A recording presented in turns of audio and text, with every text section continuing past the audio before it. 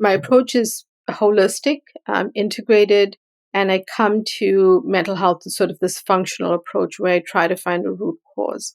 And that becomes important because sometimes a person presents with panic, but they actually are having significant gut issues that have led to a new symptom of panic or anxiety.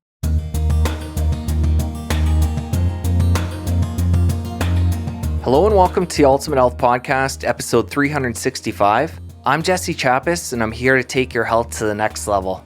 Each week, I'll bring you inspiring and informative conversations about health and wellness, covering topics of nutrition, lifestyle, fitness, mindset, and so much more. And this week, Dr. Uma Naidoo is on the show. She's a Harvard-trained psychiatrist, professional chef, and nutrition specialist. Her niche work is in nutritional psychiatry, and she's recognized worldwide as a medical pioneer in this more newly recognized field. Dr. Uma has a special interest on the impact of food on mood and other mental health conditions. She's been asked by the American Psychiatric Association to author the first academic text in nutritional psychiatry.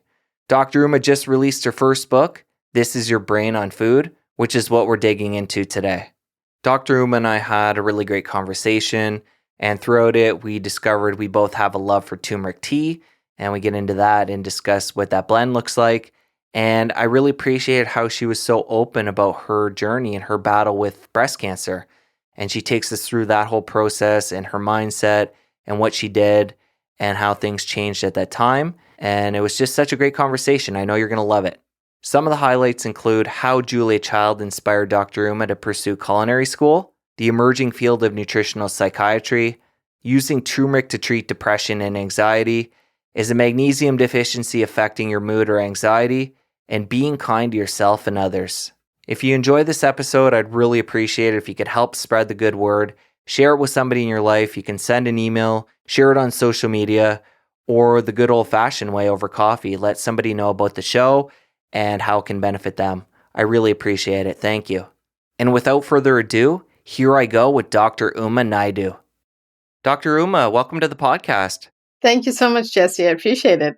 I'm really looking forward to this. And I want to start off talking about your background, which is really interesting because you do so many different things. One of them is you're a chef, you're a psychiatrist, and you're a nutritionist. So lots of diversity there, which is really fascinating. But let's start off by talking about the cooking aspect because you actually didn't start cooking till you were in med school. You talk about in your book how you grew up around all kinds of different women in your life who were cooking all kinds of great food, so you never had to cook. So you get to med school and you're with your husband, and all of a sudden you need to get in the kitchen and learn what you're doing there. So how do you go from one extreme to the next? That's a great question, Jesse. So, you're right. I grew up in a very large Indian family, and there were always aunts, mothers, grandmothers cooking, and I was always hanging around. I always loved food. There were a bunch of doctors in our family, so there was definitely a focus on delicious food, but also healthy food. And the other thing is I always baked. So my mom realized that I loved science, and she taught me to bake early on, and she would manage the oven and all of that. The joke I like to make is that, when I did get married, my poor mother-in-law thought I was going to feed my husband cake for the rest of his life. It was kind of funny because I really began a journey of learning to cook and taking back those recipes with me. And the other advantage is that my husband cooked before I did, so he was actually great in terms of he's a good food critic, let me put it that way. And it was fun because he would guide me in that way, but also it helped to build confidence. But became a journey around a space of mindfulness for me. And I know that sounds strange because people might think, learning to cook is a stressful thing. And I think it can be. But because I loved food, I sort of saw it as an adventure. And calling home and getting recipes and getting emails with new updates on how my mom would tweak a certain dish that I loved from home and then trying it out was a very meaningful part of how I actually managed my stress through some of my schooling. So you're calling home and getting recipes and cooking some traditional dishes, but I know part of your inspiration was actually a Julia Child. Yes. I know for you guys coming to Boston area, you guys couldn't afford cable TV, so you're watching public TV, and Julia Child becomes of interest to you and you start watching her. So how much of an influence did she have? She's definitely my, outside of my family and loved ones, she's definitely my greatest food hero. Part of it was she popped up on television because The French chef was on public television even at that time. And it instilled a sense of confidence because not only was she entertaining, she would walk you through things, she would make errors and she would show you how to fix them. But she just was so smart about how she did it. And I, grew to want to get her cookbooks, which are like encyclopedias if you've seen them, and really understood how detail oriented she was. And ultimately, I actually went to a school where she was a patron of and very close to where she lived. Unfortunately, it was after she had passed, but came to School of Culinary Arts, where I'm an alumnus, was something where she spent time and she, in her day, would actually visit. So it was very meaningful to me, and it was another aspect of inspiring confidence in learning to cook, learning to stick with the errors you might make. But the other thing about Julia Childs is that it taught me that she went to culinary school later in her life after her first career as well. If anything, it encouraged me to pursue that as well. So when exactly in your timeline did you go to culinary school? After residency. So I had learned, I had been trying these recipes out while studying and realized, I really had a passion for this. So I wanted to do more and I kind of had to figure it out. So that's how it happened. So it must have been a really busy time for you because you're done residency, you're in practice, and then you're now training to become a chef on the side. So Exactly. talk about how hectic that time in your life was. So hectic would be a good word for it. I will share that one of the things culinary school really teaches you is how to prepare, how to prepare food, but how to be super organized about getting a meal on the table and being efficient about how you use your time. And I really almost learned an additional set of skills. I think, when you go to medical school and you're in training, you certainly develop a skill set. But what that brought to me is a sense of organization. And I think that helped me very much looking back as to how I managed my time. And the days that I was in school, I had doctors covering my practice on those days so that I wouldn't be in the middle of cooking something if something urgent was going on. But outside of that, I look back at the time and I honestly, it had to have been driven by a sense of immense passion because I knew I was having fun. I enjoyed every bit of it, even the hard parts and even the yelling by our head chefs. But at the same time, I'm not quite sure how I fitted it in. I ended up having a busy time, but a great time. You mentioned the organizational aspect of it and keeping on track with that, but what were you doing for your self-care at the time to keep balanced? I feel like because it was something that I was enjoying so much, I was busy, but I wasn't I wasn't stressed. And I think that came from the fact that when I went to my so-called day job, I was there. I'm a big believer in mindfulness and the mind-body connection, and grew up around family members who meditated and that type of stuff. So I think that I was able to what I call neurologically just switch sets. So when I was at work, I was at work. When I was in school, I was in my uniform and I was running around the kitchen doing what I was supposed to do. On the school evenings, I was busy, but on the other evenings, I would make sure that I got home at a reasonable time, make sure that I had a healthy dinner, that I had, things that I did on the weekend. And there was a joke, because whenever I would still go out whether I had an exam or not the next day.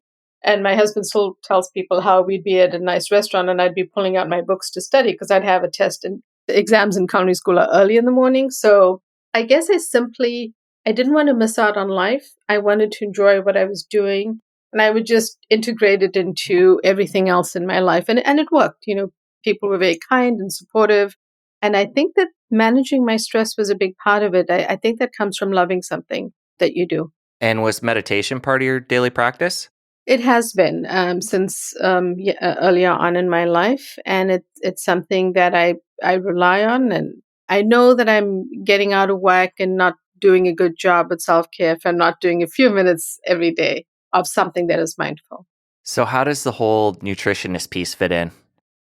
I did one before the other. And the best way to explain it is that I kind of, without any sort of set plan, I followed interests that I really enjoyed. And one of the things in medical school, there's a real gap that doctors experience in not really knowing enough about nutrition and not really being taught nutrition. Certain medical schools are doing a better job than others now, but generally there is still a gap. And I felt that I was being asked to prescribe medications, or being taught, I should say, prescribe medications for which some of them had some serious side effects. And yet I wasn't speaking to my patients about what they could do to maybe live with these if they were severely depressed but needed a medication. So I began really to explore the lifestyle and nutrition aspects of what someone could do. And that sort of sparked an interest in wanting to take that further. And what do your colleagues think when you decided to incorporate this nutritional piece? I don't know that everyone considers it mainstream, but I think they consider it important. And part of it comes back to the fact that we generally, as doctors, don't have the language. I think that I'm part of a department that I'm very proud of, in the sense that people are high end researchers, have done some amazing work.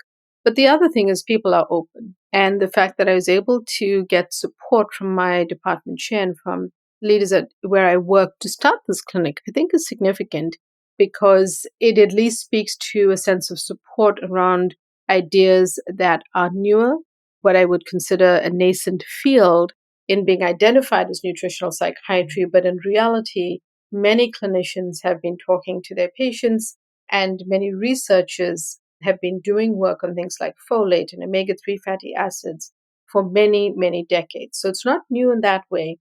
I think calling it nutritional psychiatry is a newer terminology for it. In the introduction of your book, you share a story, a personal one, where a few years ago, you and your husband, you were away celebrating his birthday. And I think this was a regular occurrence for you guys. So you do this on a yearly basis as a mini vacation together. Yes. And as you're settling in to take a nap, you just happen to brush against your chest and felt a lump there. Hmm. So what happened next? This was a time in my life when things seemed to be really coming together in a good way, in many different aspects of my life. Things were sort of on a smoother path, so to speak. I was feeling pretty, physically well. It was definitely tired. We always host a birthday party, and then after the birthday party, we take off for a little mini vacation, and it's a fun time of the year. It was a very big shock, because it was because I was kind of taking a little nap that I was sitting in, or laying down in the position that I was. And part of it was an unusual position on my chest. The funny, electrifying feeling I had was that I sort of knew instantaneously, in a gut feeling sort of way, that that was not normal. It wasn't just a non malignant lump.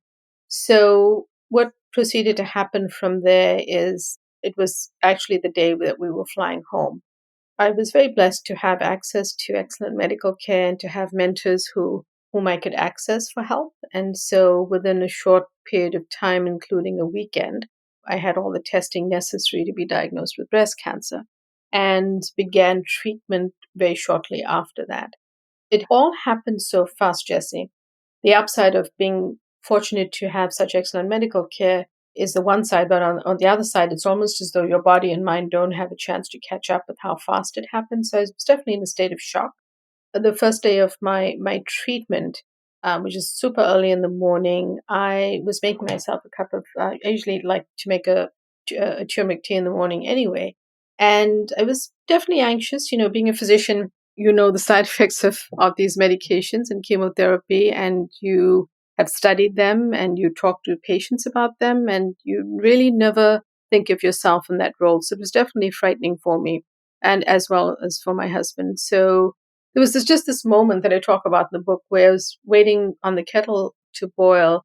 As the electric kettle switched off, it was almost like a light bulb went off for me, because I suddenly, from being in a state of shock and going from one test to the next, and speaking to one doctor, and then another, I realized that I was not using what I was talking to my patients about every single day, which is, why was I not using nutrition and the strategies that I'd been teaching and working on and developing? Why wouldn't I use them on myself? And that's really was a very big change for me, because in a way, from that moment on, I chose to take it on instead of sort of back away with fear. And taking it on meant what I took with me to eat during my chemotherapy treatments. And my doctors were always impressed. I'm proud to say that they were always impressed because they would ask me every single week, what did you bring, as your snack today, and what did you put in your smoothie? And part of it was I really went back to basic principles. It for me kept the rest of my body and certainly my mind in better condition, less stressed, still able to sleep, less nausea, no vomiting. I sort of lived it without expecting to, and that brought a very different experience to me.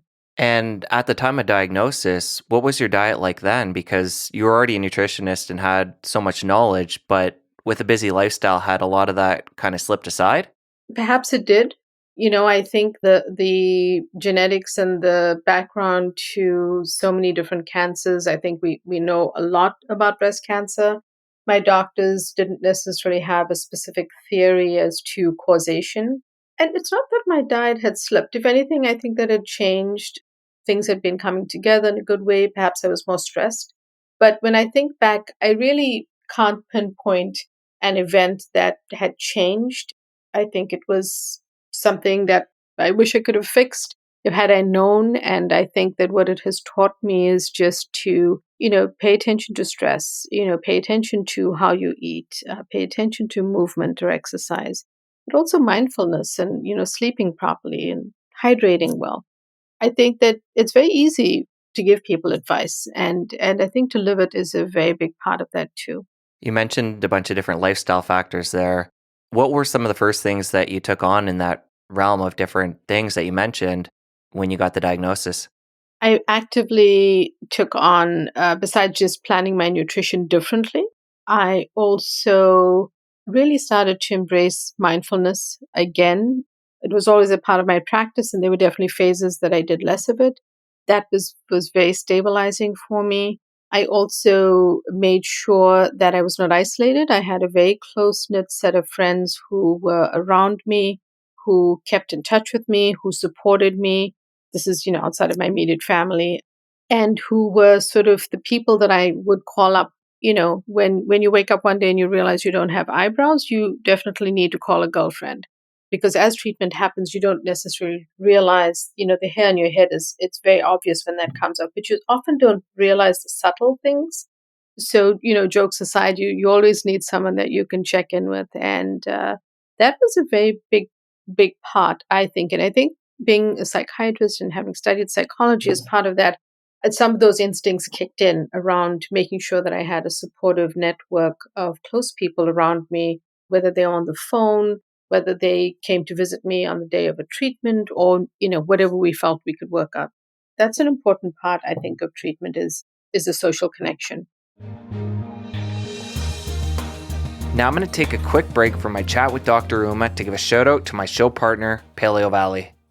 The turmeric complex from Paleo Valley fights inflammation and supports healthy joints, brain health, and immune and cardiovascular function. The ingredients include turmeric, ginger, rosemary, cloves, coconut oil, and black pepper, which are all organic. And the coconut oil and black pepper are in there to help with absorption. The product is grain-free, soy-free, dairy-free, non-GMO, and each bottle contains 60 capsules, which is a 30-day supply.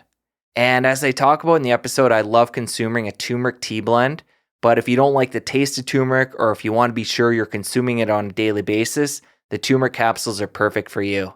And as the listener to UHP, you get 15% off your order by going to ultimatehealthpodcast.com/paleovalley. Again, that URL is ultimatehealthpodcast.com/paleovalley. And be sure and use the code ULTIMATEHEALTH at checkout to save your 15%. Get yourself some of the turmeric complex from Paleo Valley to help fight inflammation and support your brain health. Now I'm going to give a shout out to my other show partner, Organifi. I can't get enough of the red juice powder from Organifi. This superfood punch will boost your energy and increase your immunity. It contains cordyceps, reishi mushroom, rhodiola, Siberian ginseng, acai, beets, and an array of berries. All you have to do is mix the scoop with some clean water, and you have a refreshing and delicious beverage ready to drink. The whole Organifi lineup of products is always organic, gluten-free, soy-free, vegan, and keto-friendly. And to take advantage of your listener discount, which is 20% off, all you need to do is go to ultimatehealthpodcast.com/Organifi. Again, that URL is ultimatehealthpodcast.com/Organifi. Boost your energy and support your immune system with the red juice powder from Organifi. And now back to my chat with Dr. Uma. And I can imagine on the other end of treatment, now that you've had people there in such close-knit ties supporting each other and supporting you during this journey, that those relationships have probably been heightened to a whole nother level. Absolutely. I think, when you go through something like that, things change, and we might like to say that things are the same again, but they really never are after that type of illness. And I think in a similar way, you really, grow very close to people who are really lifelong friends after that. What are some of the other ways that life has changed since the diagnosis? Well, I think it's gotten better. I feel like you hit a hurdle in life for whatever reason, and you asked me, had my diet changed or my nutrition changed?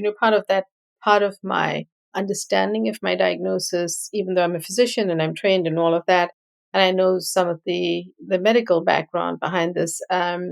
Really, there was also sort of the Hinduism came through, which is what psychiatry and psychology will call positive reframing, which is, this was part of what was meant to happen in your life. So you can choose to embrace it.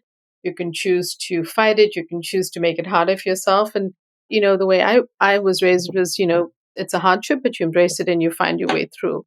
So that was a very big part of it as well. And I think what it's taught me is not to take life for granted and not to take anything for granted, whether it's our health, our nutrition, the opportunities we have in life, and to enjoy the good moments, the happy times, the things that sometimes stressful and busy lives take us away from. Even though I thought I was a mindful person, perhaps I wasn't as mindful. And I think that being more present has changed too. And I know along with the food, you went through conventional treatment for your cancer, but what are some of the specific things you put in food-wise when you were battling against cancer? One of my favorite ingredients, because I grew up eating it, is turmeric. And I put that in from smoothies to the food that I ate. And, traditional Indian cooking uses turmeric all the time.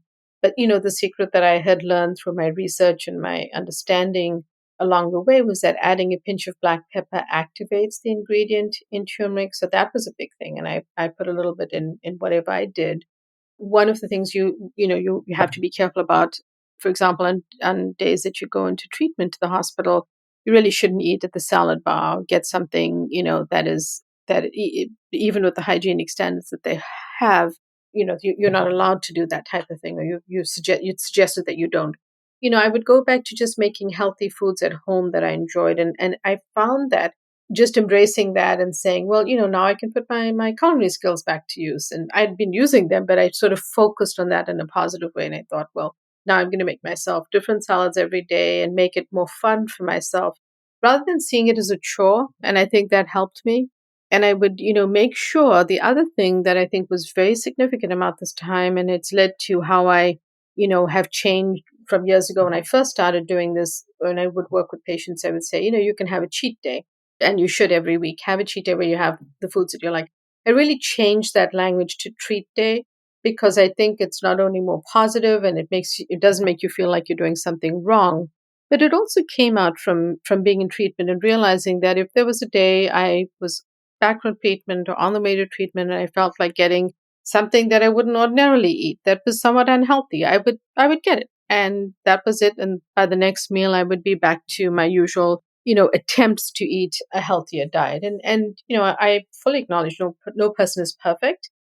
I make mistakes with my nutrition all the time, but I try to be kind to myself about that and tell myself that at the next meal I can make it better and include more ingredients that could be better. And I find more and more as time goes on and the health and wellness space seems to be expanding, there are so many things that are delicious that replace traditional treats. For Marnie and I, my wife, we're really big into nutrition, and there's so many things we found over the years and brought into our arsenal where we can have these things that taste just like the treats we used to have, but they're actually healthy options. Exactly. I couldn't agree more. And that's a fun thing to find, creating recipes for something that you still enjoy, but you can add in much healthier ingredients now. And earlier you talked about making a turmeric tea. And it's interesting, within the last couple weeks, I've given up coffee and caffeine. And I started making this tea in the morning that has turmeric, ginger, honey, and a squeeze of lemon. I love that. Yeah, that's very similar. Yeah. I put a little bit of MCT oil in it too. But you mentioned there the inclusion of black pepper and this being something that you picked up along the way to include when you're having turmeric. When you make your turmeric tea, do you put black pepper right into it? So I've been curious about that. yes, and I know because pepper is a strong flavor, but you only need a pinch. I also put like usually like a drop of honey and a squeeze of lemon. I love to have ginger, and I prefer it fresh when I have it. But it's such a little bit that you need to activate the curcumin that you barely taste it. And I guess I've also grown used to it. But yes, I do add it in because to me, it feels like, yes, you're going to get some benefit from turmeric, but you'll get a much better benefit with the pinch of black pepper because it activates the curcumin. I'm going to add that to the mix tomorrow morning. Perfect. So, tying this back to mental health, coming back around to your specialty, psychiatry, mental health, talk about turmeric in the realm of mental health, because this is something that comes up many times throughout your book, being helpful when it comes to mental health. So, tie that together there. So it turns out that there ends up being a good amount of well done research into the use of turmeric in conditions like depression, anxiety, and others. Now, many people know turmeric through what they read in the media, what they hear about on the news, and it's certainly something that people understand has antioxidant and anti inflammatory properties, and people might take it for joint pain, for example. The bottom line is that, it has a very strong anti-inflammatory effect. And from the bright color, you know that it has some good antioxidants in it. So it has so many different things, including being tested in studies for, to be antiviral. So it has these different facets. I think that for me, what I feel has come through between my clinical work and in the research is that it definitely tones down the inflammation in our bodies. And there is a real connection between, say, gut inflammation and how that gets set up, and then related to both physical disease and mental health disease. So I think that to me, it's an easy thing to do if, say you don't cook with it. I say, can you add it to a smoothie? Or can you add it to a soup? Can you add it to a salad dressing where the flavor is not as obvious to you, say you don't like it, but you can still get the benefit of it. And another thing I actually do in the evening, I take a turmeric supplement too. So for people that, want to get started and they're not too sure how to incorporate it into their meals, or they're not too sure about making a tea with it yet, then they can get a supplement. There's so many quality ones out there these days. And I would just say that if they are going to do that, two things about it: just make sure that their doctor knows, but also make sure it has black pepper in it as well. For sure. And let's talk about the gut. You brought it up there quickly, but this is just, again, something that comes up over again in the book. There's just such an important connection when it comes to the brain and the gut and mental health. So, talk about that connection and how it goes both ways. The brain gut connection starts actually before we're born, because as our cells start to form when we're, in utero, in our mother's womb, those cells start to form. And basically, by the time we're born, there is a fully formed nerve called the vagus nerve that physically, anatomically, and biochemically connects the gut to the brain. Because when people think about it, they think, of course, we're all in the same body, but, these organs are far apart, but there is this real connection. And I think of the vagus nerve as sort of this powerful two-way superhighway, meaning that it allows for the communication directly between what goes on in your gut and what happens in your brain. I think that you can look at it as a positive or as a negative. If you're eating highly processed foods, the wrong types of fat, highly sugared foods, things with a lot of preservatives and dyes, those types of things are really gut disruptors. And what they tend to do is they start to change your gut microbiome. The gut basically contains approximately 39 trillion bacteria. And we can either have these bacteria work for us or work against us. And even if you may not feel the effect immediately, research has shown that we can start to change our gut bacteria within 24 hours, within a day. So if you are eating positively and eating healthier meals, you're changing that positively. And if you're, living on fast food and packaged foods, then you're changing that negatively. And even if you don't feel the effect immediately, it'll set up, the negative effect, it'll start to set up inflammation over time. almost what I say to my patients, a happy gut is a happy mind. So I use the word loosely, but by saying happy, what I'm trying to say is we want the good bacteria to work for us and not against us. And the things that they can do are including good food sources of prebiotics, probiotics, fermented foods, and really good sources of fiber. And fiber really comes from plants, vegetables, fruit, beans, nuts, legumes, seeds, and whole grains, healthy whole grains. So unfortunately, you don't get it from protein, from seafood or animal protein. So, when doctors tell us to eat our vegetables or, eat salads or whatever it is, there's a larger meaning to it. And if they understood it through how the gut works, that could be very helpful to them. So when it comes to fermented foods versus probiotics, what are your thoughts on the two?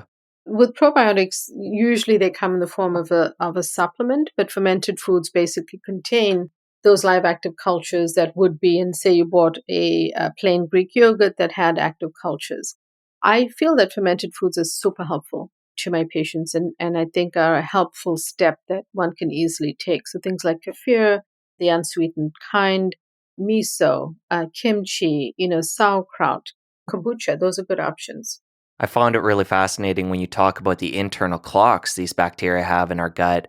We have internal clocks, but they do as well. So talk about how those are synced up normally and what can go awry there. Gut bacteria basically they're doing yeoman's tasks in our gut. So the good guys are trying to work for us, and when they get fed the good substances that we eat, so say you have a great salad with healthy whole greens and lots of veggies with different colors. The different colors are associated with the antioxidants, and those bring a biodiversity of nutrients to your gut. What the gut bacteria can do is either flourish or they can get sugar and processed foods and the good guys can get less and less, so to speak. So, in terms of how we eat and when we eat, that becomes important and we kind of break it down for people in the different chapters of the book. And we also talk about specific gut bacteria as well. So, I think that the big message here is that many people know that they should eat a healthier diet because of hypertension or diabetes or high cholesterol. But people don't associate it with mental health. And it's a very powerful thing that any one of us can start to do to feel emotionally better. And there's also a connection too between the gut bacteria and our libido. So talk about how that works. I think that there are certain foods, we look at it through the lens of foods, and basically there are certain foods that you want to embrace and there's certain foods that you want to avoid. The book will break it down for you in the different chapters, but I think the big message here is that there are many things that people may not realize could be helpful, and part of how they help is how they impact the gut. And pistachios, it turns out, the simple nut actually helps libido, whereas licorice does not. So, those are just some little tips that I try to give my patients when they ask about that type of thing. But the good thing is that at the end of each chapter, you have a whole list of foods that you can embrace and include, but you also have ones that you should avoid. And so, I think it's helpful for people to know that as well. Now I'm going to take another quick break from my chat with Dr. Uma to give a shout out to my show partner, Sun Warrior. Add more greens into your diet with the Ormus Super Greens from Sun Warrior. It contains alfalfa, oatgrass, wheatgrass, barley grass, moringa, ginger root, stevia, and a blend of probiotics all in one. It comes in 2 flavors, mint and natural flavor, and it's super easy to incorporate into your healthy routine. All you need to do is add a scoop to your favorite beverage, and you've just given it an upgrade. Ormus Super Greens is vegan and organic, and as a listener of our show, you get 20% off your Sun Warrior purchase by going to ultimatehealthpodcast.com/sunwarrior. Again, that URL is ultimatehealthpodcast.com/sunwarrior. On top of that, if you spend $50 or more, you get free shipping. Give your favorite beverage a boost with the Ormus Super Greens from Sun Warrior. And now I'm going to give a shout out to my other show partner, Beekeepers Naturals. If you're new to beekeepers, a great place to start is with the Ultimate Health Bundle, which contains 3 incredible products: the bee-powered superfood honey, bee elixir brain fuel, and raw bee pollen. The bee-powered honey contains raw honey, royal jelly, raw bee pollen, and bee propolis extract all in one jar. B-Elixir is a caffeine-free natural nootropic that supports brain health and increases your thinking and productivity. You get 6 vials of this per pack, and I try and use one of these before each time I record so I can think my best. And bee pollen is nature's multivitamin. It's packed with B vitamins, minerals, free-forming amino acids, and protein. It provides the perfect dose of clean energy for active people. And by going to ultimatehealthpodcast.com/beekeepers, you get 25% off this bundle and free shipping. That's ultimatehealthpodcast.com/beekeepers. For regular orders, they give TUHP listeners 15% off their order and free shipping on orders over $60. Get yourself an array of incredible bee products from Beekeepers Naturals by getting yourself their Ultimate Health Bundle. And now back to my chat with Dr. Uma. You share an interesting case study in the book too, where there was a 19-year-old male who was eating a vegan diet and he was eating a lot of soy. Over time, he developed erectile dysfunction, and I think he had a decrease in his libido too. And you share how over time, when he gave up that diet, his sexual health came back. So can you expand on that a little bit? One of the things that I think is helpful for people to know is that what we try to recommend is a whole foods healthy diet. The principle or example I use is eat an orange, skip the orange juice. In a similar way, I think that with certain foods, I don't necessarily ask someone to eliminate a certain food unless they've had a problem with it. Or as you work through the book, you realize there's certain conditions we alerted to foods which may be problematic. In this case, it was soy. And, I think that as part of it comes from doing an extensive history of what someone is eating, what their sources of protein, carbohydrates, and nutrients are, and then finding if there's a pattern that may not be working for them. In a similar way, for example, with, I know people exclude certain food groups or types of food, but in the research, it has shown that there is a link between gluten and anxiety. So we don't know if it's the source of the gluten or what it might be exactly, but certain times, if someone almost weans themselves off gluten products, they might actually have an improvement in their level of anxiety. It's not necessarily that we go out and say, no, you have to eliminate these foods. It's rather that we say, look, we really support a whole foods healthy diet with the ingredients that I spoke about earlier. But if you're having a problem, say you're having bloating or distension or discomfort in your gut, and you come in and you give us a history and you're eating something which may potentially be causing that, a 1 to 3 week trial of coming off of food slowly may actually help us to understand if it is that food that may be causing a problem. Well, while we're on the track of libido, another food I want to talk about is saffron. And this can have a positive impact on the libido and can also have an antidepressant effect. So, really powerful herb or food. Would you consider, is it an herb?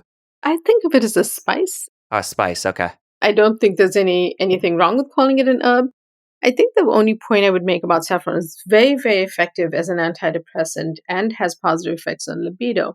It's a very expensive spice. It may be one of the few things that if you're really struggling with one of these different conditions, and again, I refer you back to some of the data in the book, and to discuss with your physician, you could add more saffron to your diet. And although it's expensive, a very little amount of saffron threads goes quite a long way. You could do that. And if you feel you really need more, you could always find out and discuss with your doctor whether a supplement would be appropriate.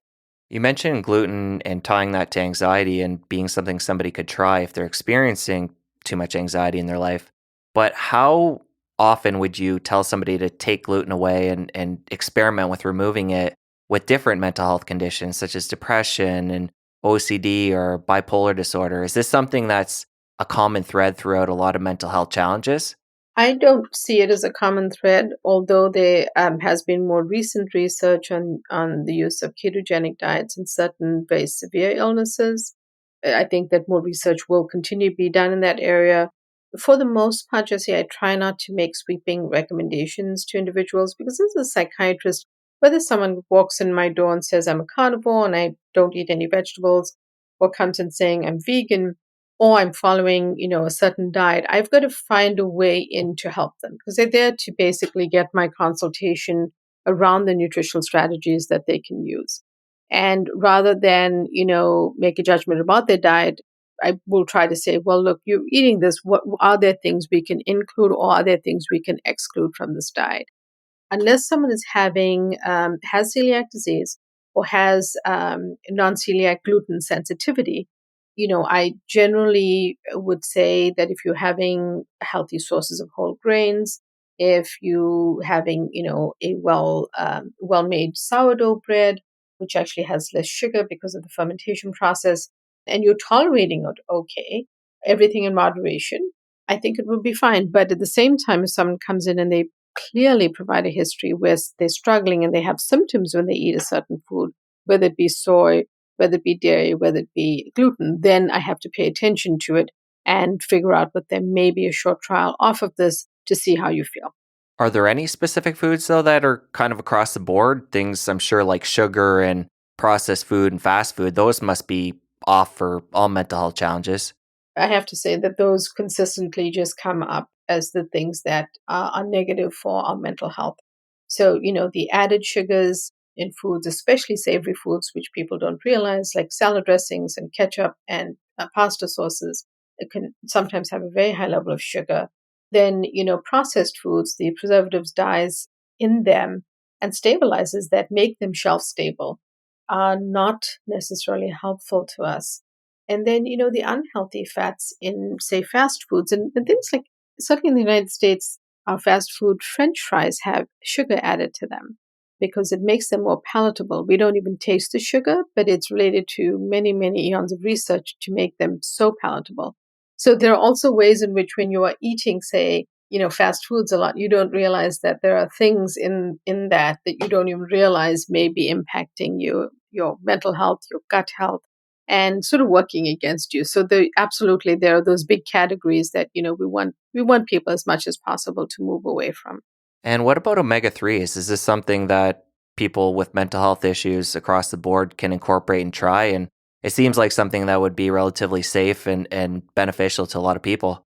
Exactly. So omega 3s, I like to suggest food sources for pretty much everything if it's possible. So even with prebiotics and probiotics, I try to work around or provide examples of food sources. And yes, so omega 3s are easy to be found in fatty fish. So, salmon, mackerel, those types of seafood are really healthy sources. And the thing about omega 3s that people have often thought of it as a supplement that they take maybe to boost their mood, but it also helps anxiety. There's a significant amount of research. The other caveat I did want to say about this, Jesse, is that in nutrition and nutritional epidemiology and nutrition science in general, on any given day, someone could say you can eat this, and there'll also be studies saying that you should not eat the same thing. That being said, I think it's about weighing the data and the scientific information for someone who's sitting with me to figure out really what it means for their health. So omega 3s as a food source are definitely helpful for my patients, and it helps in so many different conditions because it works directly on the brain. It reduces inflammation, it has multiple positive effects. And I like to remind people that it helps anxiety too. So my opinion of that is it's not toxic. It's not something that unless you have some sort of an allergy, that you shouldn't be able to tolerate. And my attitude towards that is why not try it if it's going to help you? What are some of the main lifestyle changes you have people implement? My approach is holistic, integrated, and I come to mental health as sort of this functional approach where I try to find a root cause. And that becomes important because sometimes a person presents with panic, but they actually are having significant gut issues that have led to a new symptom of panic or anxiety. The other lifestyle measures include things like mindfulness, which we've touched on, really paying attention to proper sleep and proper sleep hygiene, including movement. And I say movement because someone who's severely depressed and not getting out of bed may not be able to follow, guidelines around how many minutes of exercise they need to do, but they might be able to walk their dog. They might be able to take a walk to buy the newspaper every day. They might be able to do something that you can encourage them once they're out of that severely depressed state that they can try to do.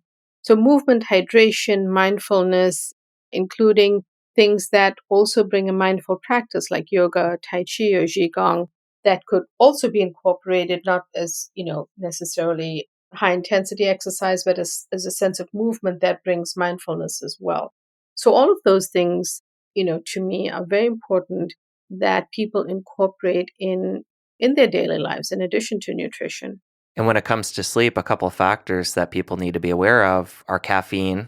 My experiment right now, and hopefully it's going to be something I embrace long term, getting caffeine out of my routine, and alcohol. So, talk about those and how they can impact sleep in a negative way. With caffeine, we break down in the book the amounts of the milligrams of caffeine in different sizes of coffee, and I think that's helpful for people to know. Also helpful to know that even decaf has a certain percentage or certain amount of caffeine, and for people to be aware of that. For sleep, I ask individuals who drink coffee to drink in moderation and to drink coffee that is caffeinated before 2 p.m. Also, if they're super sensitive, to be cautious about which teas they're drinking. There are certainly teas that help and enhance sleep, like chamomile. So, those are things that you can drink after 2 p.m. And then with alcohol, two things that people don't often realize are one is that it does disrupt sleep. So it's really a case of what time in the evening you have a glass of wine or the beverage of your choice. Again, it comes down to have it in moderation. Certainly, red wine with the resveratrol has had some positive effects, which we talk about. But if you notice that it's disrupting your sleep, then it's something that either you need to cut back on, have earlier, have your dinner earlier if you want to have a glass of wine. People will come in and say, well, they're not sleeping poorly. And if you get from their history that every night they have having 2 glasses of wine at 9 p.m., there's a correlation right there. And then, the other thing with alcohol that people do not realize, and the reason I speak about moderation, is that alcohol in the short term makes you feel, good, or makes you feel relaxed, or whatever the feeling is that it gives you. But over the long term, it actually has a depressant effect. So may have a short term good feeling, but it works against you in terms of being a depressant in the way that the neurochemicals work. What about magnesium? Is that something you ever recommend to patients for sleep or for mental health in general? Magnesium is really a great mineral that I very frequently recommend. I prefer, again, to go to food sources, but very frequently people may not realize they're deficient in magnesium. It helps both mood and it also helps anxiety. So, certainly, it's something to talk to your doctor about, maybe taking initially as a supplement. But, I've written in several blogs about just foods to embrace that have magnesium as well. Talk about vitamin D, specifically its impact on the brain. So, vitamin D has been shown to improve certain symptoms, and one of them is anxiety. It's a vitamin that gets sometimes some mixed reviews, but I think that what we also have tried to do is really explain the impact in terms of these different illnesses. And hopefully, people will get some guidelines on that.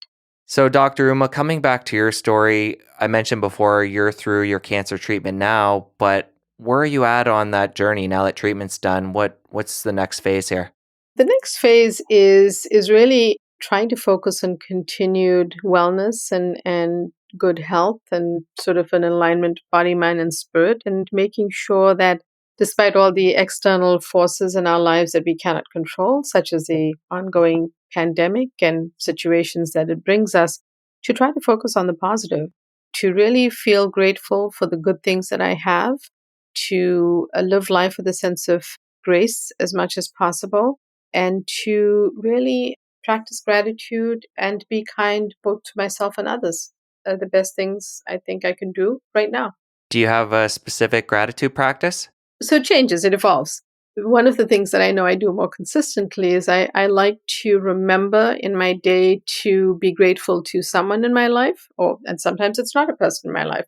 Sometimes it's the very kind person who worked throughout COVID to deliver my packages. It just depends on that day. And the other is just sometimes to just, write affirmations of the things that I consider to be positive. Especially try to do that on days that are more challenging. Dr. Uma, really enjoyed our conversation. Other than listeners getting a copy of your new book, This Is Your Brain on Food, how can they connect with you after the show? Sure. So the best way to connect with us is to go to my website. And the best way to do that is to go to either umanaidoomd.com or book.umanaidoomd.com. We're going to link everything up in the show notes. And again, Dr. Uma, thank you so much. Thank you, Jesse. It was an absolute pleasure. I really appreciate being invited. A pleasure for me too. Thank you. Take care. I really enjoyed that conversation. I hope you did as well. And Dr. Uma is just such a pioneer, such a trailblazer, bringing so many different fields together and helping people. And it's just incredible. And I really appreciated her being open and vulnerable, sharing her story, her health journey. And I hope you enjoyed it as much as I did. And let me know what you thought of the episode over on Instagram. Be sure and tag Dr. Uma Naidoo and Ultimate Health Podcast. And you can take a screenshot of the player. You can take a short video clip or picture of yourself. And we'd love to connect with you over there.